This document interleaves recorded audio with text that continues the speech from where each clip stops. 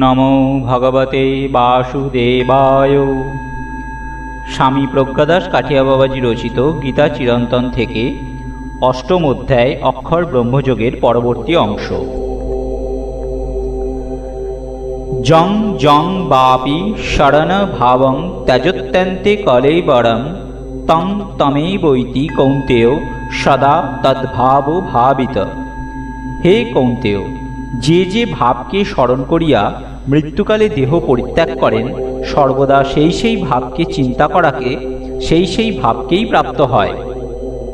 মৃত্যুকালে যে যে ভাব স্মরণ করিতে করিতে দেহত্যাগ করে, সে সেই ভাবই প্রাপ্ত হয়, কারণ তাহার মনোময় শরীর সেইরূপ হইয়া থাকে। তৃণজ লৌক যেমন প্রথমে একটি তৃণকে ধরে পরে পূর্বে তৃণটিকে পরিত্যাগ করে, সেইরূপ বদ্ধ আত্মা প্রথমে সূক্ষ্ম শরীরের আশ্রয় গ্রহণ করে পরে স্থূল শরীর পরিত্যাগ করে। মৃত্যুকালে যে চিন্তা উদিত হয় সেই অনুযায়ী সূক্ষ্ম শরীর তৈরি হয়। সূক্ষ্ম শরীর ভাবময় শরীর, এই শরীরই পরে স্থূল শরীরের রূপ লাভ করে। এই জন্যই ভরত রাজা মৃত্যুর সময় হরিণের চিন্তা করায় পরবর্তী জন্মে হরিণ হইয়া জন্মগ্রহণ করিয়াছিলেন। রাজা পুরঞ্জন মৃত্যুকালে স্ত্রীর চিন্তা করিয়া পরের জন্মে স্ত্রীদেহ লাভ করিয়াছিলেন। মৃত্যুকালে আমরা সারা জীবন যেরূপ চিন্তায় অভ্যস্ত হই, সেইরূপ চিন্তাই আসিয়া হাজির হয়। সাধারণত মৃত্যুকালে বুদ্ধি বিকল হইয়া যায়, চিন্তা আমাদের বশে থাকে না। যে সমস্ত কাজ এবং চিন্তা বা ভোগ লইয়া আমরা জীবন কাটাই, সেই সমস্তই হাজির হয়। তাই বাহিরে হরিনাম হইতে থাকিলেও দুষ্ট মানুষের অন্তরে চির অভ্যস্ত কুচিন্তাই খেলিয়া বেড়াইতে থাকে। এইভাবে অবশভাবে চিন্তা স্রোতে ভাসিতে ভাসিতে মৃত্যুবরণ করিয়া সাধারণ মানুষ মৃত্যুর পরে শরীর লাভের জন্য ছটফট করিতে থাকে। প্রারব্ধবশে আবার বিভিন্ন শরীর লাভ করিয়া আবার ভোগের স্রোতে ভাসিতে থাকে। ইহা হইতে পরিত্রাণের উপায় কি? ইহার উত্তরে শ্রী ভগবান বলিতেছেন, তস্মাৎ সর্বেষু কালেষু মামনুষ্যর যুদ্ধ চ মর্যপ্রীত মনোবুদ্ধি মাময়ী বৈশ্যস্য সংশয়ম অভ্যাস যোগযুক্তেন চেতসা নান্যগামিনা পরমং পুরুষং দিব্যং জাতি পার্থানুচিন্তয়ন। অতএব সকল সময়ে আমাকে স্মরণ করো এবং যুদ্ধ করো। আমাতে মন বুদ্ধি অর্পণ করিয়া আমাকেই প্রাপ্ত হইবে, ইহাতে কোনো সংশয় নাই। হে পার্থ, অভ্যাসরূপ যোগযুক্ত একনিষ্ঠ চিত্তের দ্বারা পুনঃ পুনঃ চিন্তা করিয়া পরম দিব্য পুরুষকে প্রাপ্ত হওয়া যায়। সর্বকালে শ্রী ভগবানকে চিন্তা করা কর্তব্য। নারদীয় ভক্তিসূত্রে আছে, সর্বদা সর্বভাবেন নিশ্চিন্তিত্বই ভর্গভানেন ভজনীয়। অর্থাৎ সর্বদা সর্বভাবে নিশ্চিন্ত হইয়া শ্রী ভগবানের ভজনা করা কর্তব্য। শ্রী ভগবান বলিতেছেন, যিনি সর্বদা ভগবানকে স্মরণ করেন এবং নিষ্কাম কর্ম করিতে থাকেন, তিনি ভগবানকেই লাভ করেন, ইহাতে কোনো সন্দেহ নাই। এই কথার গভীর তাৎপর্য আছে। যিনি সারা জীবন ভক্তি সহকারে শ্রী ভগবানের ভজনা করেন এবং নিষ্কামভাবে নিজের কর্তব্য কর্ম করেন, মৃত্যুকালে রোগের যন্ত্রণায় যদি তিনি কিছু চিন্তা নাও করিতে পারেন, তবুও তখন দয়াময় শ্রী ভগবান তাহার সম্মুখে আবির্ভূত হন এবং তাহাকে ভবসংসারের পারে লইয়া যান। ভাগবত মহাপুরাণে শ্রী ভগবান বলিয়াছেন, আমি যদি মরণ সময়ে সেই অনন্যচেতা ভক্তের নিকট উপস্থিত না থাকি, তবে আমার মতো অকৃতজ্ঞ আর কে আছে? ভগবান তো ভগবানের কাজ করেন, আমরাও যেন আমাদের কাজ করি। বেদান্ত দর্শন বলিয়াছেন, মৃত্যুকাল পর্যন্ত আজীবন উপাসনা কার্য করিবে, কারণ তৎসম্বন্ধে শ্রুতি বলিয়াছেন, তিনি এইরূপে আজীবন অবস্থান করিয়া পরে ব্রহ্মলোক প্রাপ্ত হয়েন। উপাসন প্রণানাৎ কার্যম যতস্তস্ত্রাপি স খল্লেবং বর্তয়ন যাবৌদা ইয়সোমি তদৌ তদতৃষ্টম।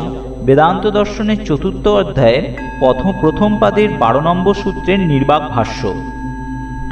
জীবনটি শ্রী ভগবানকে পাইবার জন্য এক অবিরত প্রচেষ্টা ছাড়া আর কিছুই নয়। অনুচিন্তন শব্দের অর্থ হইল শ্রী ভগবানের চিন্তার একটা স্রোত চলিতে চলিতে তাহা শেষ হইতে না হইতেই পুনরায় শ্রী ভগবানের চিন্তার নতুন শুরু হওয়া। এই জন্য সাধক তাহার দৈনন্দিন জীবন এমন নিয়মে বাঁধিয়া লয়েন যাহাতে অনুক্ষণ ঈশ্বর চিন্তা স্রোত চলিতে থাকে। পূজায় যে এত নিষ্ঠা রাখিবার কথা বলা হয় তাহা শুধুমাত্র শ্রী ভগবানের শ্রীচরণে মন একাগ্র করিবার নিমিত্ত। শুধুমাত্র বই পড়িয়া ইহা হয় না, ইহার জন্য অভ্যাস করিতে হয়। পূজার জন্য মন্দির মোছা, চন্দন ঘষা, শ্রী শ্রী ঠাকুরজির চরণে ফুল তুলসী নিবেদন করা, ভোগ লাগানো, আরতি করা প্রভৃতির মাধ্যমে শ্রী শ্রী ঠাকুরজির চরণে মন একাগ্র হইতে থাকে। প্রথমে ইহা যান্ত্রিকভাবে করিতে হয়, পরে ধীরে ধীরে ইহাতে আনন্দানুভূতি হইতে থাকে। পূজা শেষে গীতাপাঠ করেন অনেকে, তাহাতে শ্রী ভগবানের ভজনে উৎসাহ বৃদ্ধি পায়। গীতাপাঠও শ্রী ভগবানের পূজার অঙ্গ। শ্রী ভগবান নিজেই বলিয়াছেন, যিনি আমাদের এই ধর্মীয় আলোচনা অধ্যয়ন করিবেন তাহা সেই গীতাপাঠ রূপ জ্ঞানযজ্ঞের আমি অর্চিত হইব। গীতার ব্যাখ্যাকেও তিনি পরাভক্তির দ্বারা পূজা বলিয়াছেন। ইহা ছাড়াও দৈনন্দিন সমস্ত কাজ শ্রী ভগবানের সেবা বুদ্ধিতে করিতে হয়। শ্রী সন্তদাসজি মহারাজ গৃহত্যাগ করিয়া বৃন্দাবন চলিয়া গিয়াছেন। সেখানে তিনি শ্রী শ্রী ঠাকুরজির বড় বড় বর্তন সকল নিজ হস্তে মাজিতেন, শ্রী শ্রী ঠাকুরজির ঘর পরিষ্কার করিতেন, শ্রী শ্রী ঠাকুরজির রসুই করিতেন। গৃহে তাহার 10 সহস্র মুদ্রার অধিক আয় ছিল। গৃহে অনেক দাসদাসী ছিল। তিনি ওই সকল পরিত্যাগ করিয়া বৃন্দাবনে চলিয়া আসিয়াছিলেন। সেইখানে তিনি সর্বদা ঠাকুরজির সেবা ভজনে ব্যাপৃত থাকিতেন। তাহাকে আশ্রমে বাসন মাজিতে দেখিয়া তাহার আত্মীয় কাঁদিতে থাকেন। তখন তিনি বলেন, বাবা, এখানে কিছু সময় ভজন করি, কিছু সময় পাঠ করি, কিছু সময় ঠাকুরজির সেবার কাজ করি, আমার মতো ভাগ্যবান আর কে আছে? এই সময় সারাদিনে তিনি মাত্র 2টা জবের রুটি প্রসাদ পাইতেন এবং ঠাকুরজির ভজনে দিনানিপাত করিতেন। শ্রী শ্রী কাঠিয়া বাবা সিদ্ধ হইবার পরেও নিজে জঙ্গল হইতে ঠাকুরজির রসইয়ের কাঠ কাটিয়া আনিতেন, নিজে বাসন মাজিতেন। এইভাবে সর্বদা শ্রী ভগবানের কার্যে নিজেকে নিযুক্ত রাখিলে ধীরে ধীরে দৃঢ়ভূমি লাভ হয়। তখন মানুষ নিশ্চিন্ত হইতে পারে। এই অবস্থা প্রাপ্ত হইলেই মানুষ নির্ভয় হয়। ইহার পূর্বে প্রযত্নে শিথিলতা করিতে নাই। যে কোনো প্রকারে ঈশ্বরের ভজনে নিজেকে ব্যাপৃত রাখিতে হয়। ইহাই গীতা নির্দিষ্ট ভাগবতী জীবন। এইভাবে নিষ্ঠাবান দৃঢ়চেতা পুরুষ মৃত্যুকালের ভয়াবহ অবস্থাতেও ঈশ্বরকে স্মরণ করিতে পারেন এবং দেহত্যাগ করিয়া শ্রী ভগবানকে লাভ করেন। ইহাই শ্রী ভগবান পরবর্তী শ্লোকোদ্বয়ে বর্ণনা করিয়াছেন।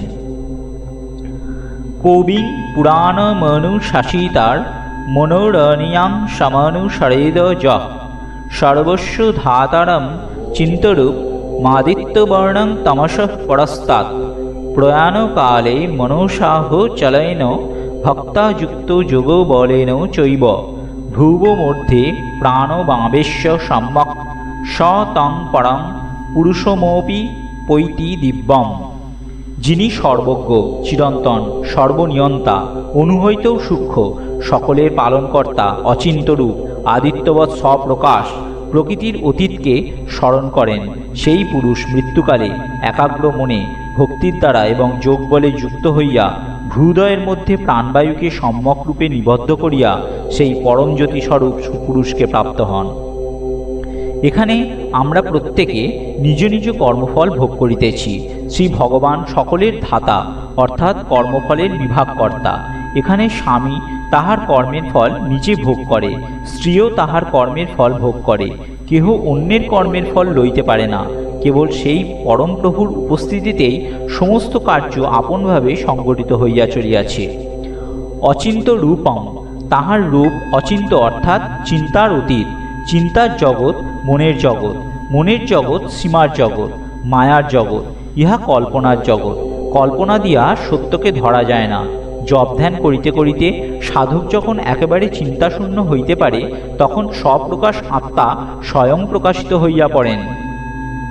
শ্রী ভগবান আদিত্যবর্ণ, জ্যোতির্ময়, সেই আলোকস্বরূপ, জ্ঞানস্বরূপ, প্রেমস্বরূপ শ্রী ভগবানকে লাভ করিয়া সাধক আলোকস্বরূপ, জ্ঞানস্বরূপ, প্রেমস্বরূপ হইয়া যান। স্মৃতিতে আছে, সেই সম্প্রসাদ প্রাপ্ত পুরুষ এই শরীর হইতে সম্যক উত্থিত হইয়া সেই পরম জ্যোতিকে প্রাপ্ত হইয়া স্বীয় স্বাভাবিক বিশুদ্ধ জ্যোতির্ময় রূপে প্রতিষ্ঠিত হন। एवमयि वैश्य सम्प्रसाद अस्माच्छ श्रीराक् समुत्थाय परं ज्योतिरूप सम्पद शेन रूपेणाभिनिष्पिदते। तमस परस्तात् সেই ভগবান অজ্ঞানের পরপারে অবস্থিত। মনের চঞ্চল অবস্থায় তাহাকে পাওয়া যায় না। যে ব্যক্তি সাংসারিক ভোগে আসক্ত হইয়া মায়াচ্ছন্ন হইয়া আছেন তাহারও তাকে দেখিতে পান না। তিনি হৃদয় গুহায় লুক্কায়িত হইয়া আছেন। যেমন ধূম অগ্নিকে আবৃত করিয়া রাখে, সেইরূপ কামনা বাসনা অধিকৃত বহির্মুখী চিত্তবৃত্তি সম্পন্ন ব্যক্তি তাহাকে জানিতে পারেন না। জানিতে না পারিয়া তাহারা মনে করেন শ্রী ভগবান বলিয়া কেহ নাই। সেই ব্যক্তি যদি শ্রী ভগবানের আশীর্বাদে সদ্গুরুর আশ্রয় লাভ করেন এবং নিজের জ্ঞানের অহংকার ছাড়িয়া নির্বিচারে শ্রী ভগবানের আদেশ পালন করিতে পারেন, তখন তাহার হৃদয় মন্দিরে আত্মারূপে জ্যোতির্ময় শ্রী ভগবান প্রকাশিত হন। কবি সর্বজ্ঞকে পুরাণাং চিরন্তনকে অনুশাসিতারাং নিয়ন্তাকে অনহপি অনিয়াশয়ং সূক্ষ্ম হইতেও সূক্ষ্মতরকে সর্বস্ব ধাতারাং সমস্ত কর্মফলের বিভাগকর্তাকে অচিন্ত রূপং চিন্তার অতীত সেই পরমাত্মাকে আদিত্য বর্ণং সূর্যের ন্যায় সেই পরম পুরুষকে তমস পরস্তাৎ অজ্ঞানের পরপারে অবস্থিত সেই শ্রী ভগবানকে। শ্রী ভগবান এই দুই শ্লোকে নিজের পরিচয় দিতেছেন এবং কিভাবে মৃত্যুবরণ করিতে হয় তাহা শিখাইতেছেন। শ্রী ভগবান কবি। কবি শব্দের অর্থ সর্বজ্ঞও হইতে পারে, আবার রচয়িতাও হয়। শ্রী ভগবান কবি, বিশ্ব রচয়িতা। এই সমগ্র বিশ্ব তাহার কবিতা। সেই বিশ্বকবি আপন খেয়ালে তাহার কবিতা রচনা করিয়া চলিয়াছেন, আবার মুছিয়া ফেলিতেছেন। তিনি পরম স্বতন্ত্র। তাহার এই রচনায় ছন্দ আছে, আবার মোছার মধ্যেও ছন্দ আছে। রচনার মধ্যেই মোছার বীজ থাকিয়া যায়, আবার মোছার ধ্বংসের মধ্যে নূতন রচনা সৃষ্টির সংকেত থাকিয়া যায়। এই খেলা তাহার চিরন্তন, তাই তিনি চিরপুরাতন। চিরপুরাতন হইয়াও তিনি চিরনূতন। ইহা এক অপূর্ব রহস্য। তিনি অনুশাসিতা অর্থাৎ দক্ষ প্রশাসক।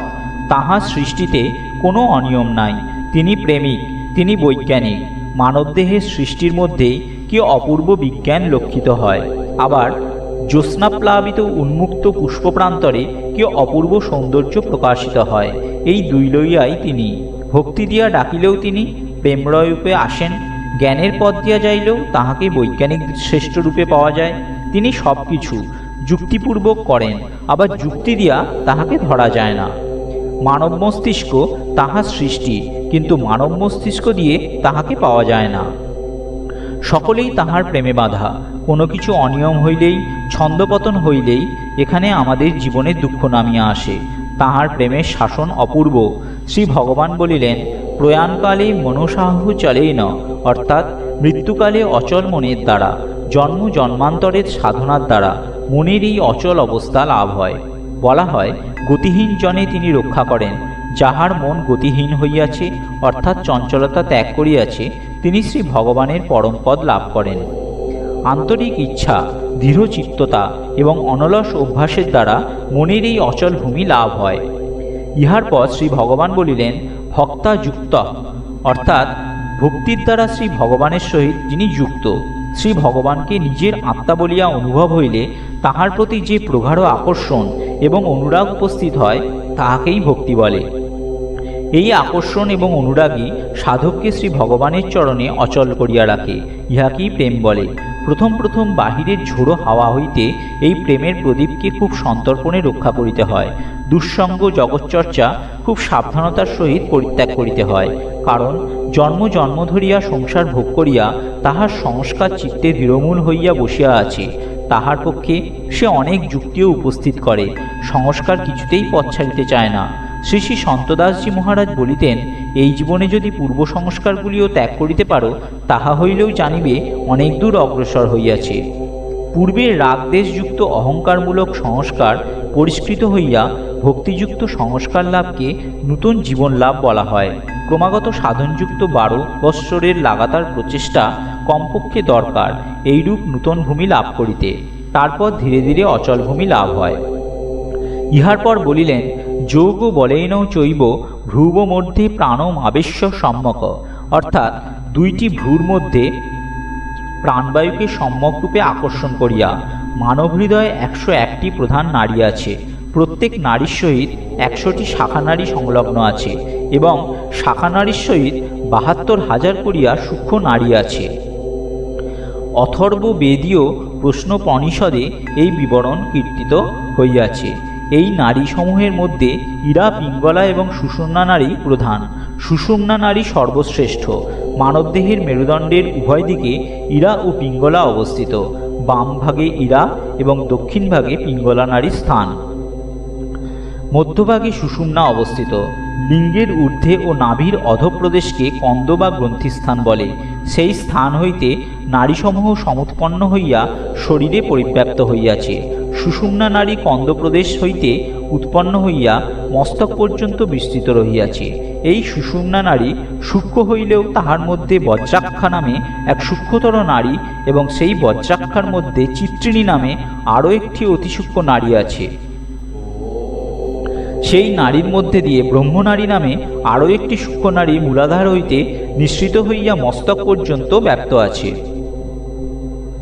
এই ব্রহ্মনারীর মধ্যে মূলাধার চক্র, স্বাধিষ্ঠান চক্র, মণিপুর চক্র, অনাহত চক্র, বিশুদ্ধ চক্র, আজ্ঞা চক্র এবং সহস্রদল চক্র নামে 7টি আলাদা আলাদা চক্র আছে। এই সকল চক্রের আকার বিকশিত পদ্মফুলের ন্যায়। তাই যোগশাস্ত্রে ইহারা পদ্ম নামে অভিহিত হইয়া থাকে। প্রত্যেক পদ্মই সুষুম্না নারীর মধ্যস্থিত ব্রহ্মনারীতে সংলগ্ন। আধার চক্র মূলাধার নামে অভিহিত হয়। এখানে কুলকুণ্ডলিনী শক্তি বিরাজিত। লিঙ্গমূলে স্বাধিষ্ঠান পদ্মের স্থান, তাহার ঊর্ধ্বে নাভিমূলে মণিপুর পদ্মের স্থান, তাহার ঊর্ধ্বে হৃদয় প্রদেশে অনাহত পদ্মের স্থান, তাহার ঊর্ধ্বে কণ্ঠদেশে বিশুদ্ধ পদ্মের স্থান, তাহার ঊর্ধ্বে ভ্রূমধ্যে আজ্ঞাচক্রের স্থান, ইহা দ্বিদল পদ্ম। তাহার ঊর্ধ্বে প্রণবাকার পরমাত্মা স্থান এবং সেই চন্দ্রবিন্দু অতিক্রম করিয়া সর্বোপরি সহস্রদল পদ্ম বিরাজিত। মূলাধার পদ্মস্থিত যে কুলকুণ্ডলিনী শক্তির কথা পূর্বে বলা হইয়াছে, তাহাকে ক্রমশ ঊর্ধ্বগামিনী করিয়া সহস্রদল মধ্যস্থিত পরমাত্মার সহিত সম্মিলিত করাই ষটচক্র ভেদক্রিয়ার সূক্ষ্ম লক্ষ্য। সর্বকারা কুলকুণ্ডলিনী দেবী নিদ্রিতা অবস্থায় মূলাধার পদ্মে বিরাজিতা আছেন। সদ্গুরুর নিকট হইতে যখন কেহ দীক্ষালাভ করেন, তখন এই কুলকুণ্ডলিনী শক্তি জাগরিতা হন। শ্রী গুরুদেবের উপদিষ্ট পথে সাধন করিতে করিতে কুলকুণ্ডলিনী শক্তি ব্রহ্মধার পথে ব্রহ্মনারীর মধ্যে দিয়ে ক্রমশ এক এক পদ্ম ভেদ করিতে করিতে সহস্রদল পদ্মে গমন করেন। শ্রী গুরুর কৃপায় সাধকের অবচলিত সাধন প্রভাবে দেবী প্রসন্না হইয়া ক্রমশ ব্রহ্মদ্বার দিয়া ব্রহ্মনারী মধ্যে প্রবেশ করেন এবং ধীরে ধীরে ঊর্ধ্বগামিনী হইতে থাকেন।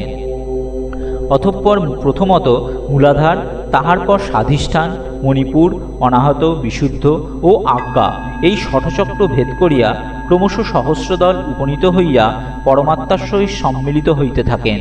সাধক যদি শ্রী গুরুদেবের নির্দেশ মতো দুইটি ভ্রুর মাঝখানে মনস্থির করিয়া সেখানে একটির পর একটি মন্ত্রজপ করিতে থাকেন এবং মন্ত্রের দ্বারা ঘৃতাহুতি দেবার মতো নিজেকে তন্ময় চিত্তে শ্রী ভগবানের চরণে আহুতি দিতে থাকেন, তাহা হইলে শ্রী গুরুদেবের প্রসন্নতায় কুলকুণ্ডলিনী শক্তি আকর্ষিত হইতে থাকেন। জপের মাধ্যমে প্রাণবায়ুকে দুইটি ভ্রুর মধ্যবর্তী আজ্ঞাচক্রে সমানিত করিতে পারিলে কুলকুণ্ডলিনী শক্তি ক্রমশ আজ্ঞাচক্রেই উপনীত হন। এই সময় সাধকের শ্রী ভগবানের সহিত সাক্ষাৎকার হয়। প্রাণবায়ুর গতি এবং কুলকুণ্ডলিনীর গতি উভয় যুগপৎ সংঘটিত হয়। জপের দ্বারা একই সঙ্গে উভয় ক্রিয়া সংঘটিত হয়। ইহার পরের অবস্থা অর্থাৎ সহস্রারে গমন, তাহা সাধক সাপেক্ষ নয়, ইহা শ্রী ভগবানের কৃপায় সত্যই সাধিত হয়। ইহাই বিতত্ত্ব শ্রী ভগবৎ বাক্যের ভিতরের রহস্য। শ্রী মহাভাগবতে সুখদেব রাজা পরীক্ষিতকে যোগযুক্তভাবে প্রাণত্যাগ বিষয়ক উপদেশ করিতে গিয়া বলিয়াছেন, যোগী পুরুষ ক্রমশ বিশুদ্ধ চক্র হইতে প্রাণবায়ুকে আগ্রাচক্রে লইয়া যাইবেন।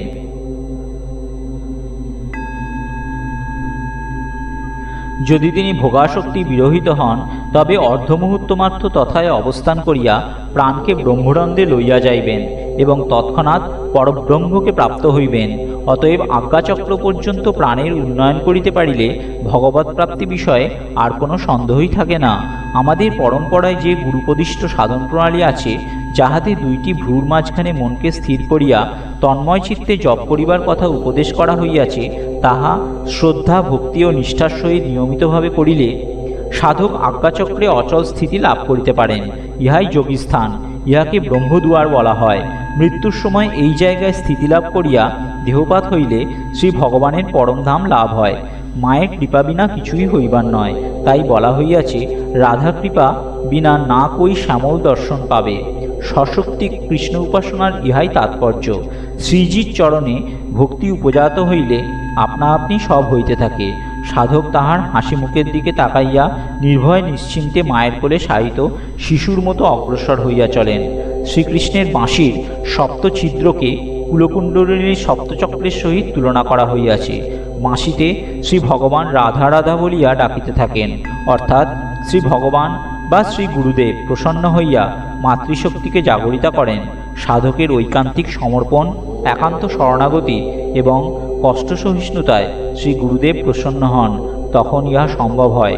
তখন কুলকুণ্ডলিনী শক্তিরূপা মা প্রাণবায়ুরূপী জীবকে কোলে লইয়া শ্রীকৃষ্ণ সকাশে গমন করেন। এই সাথেই শেষ হলো আজকের গীতার স্বাধ্যায়। ওম নমো ভগবতে বাসুদেবায়।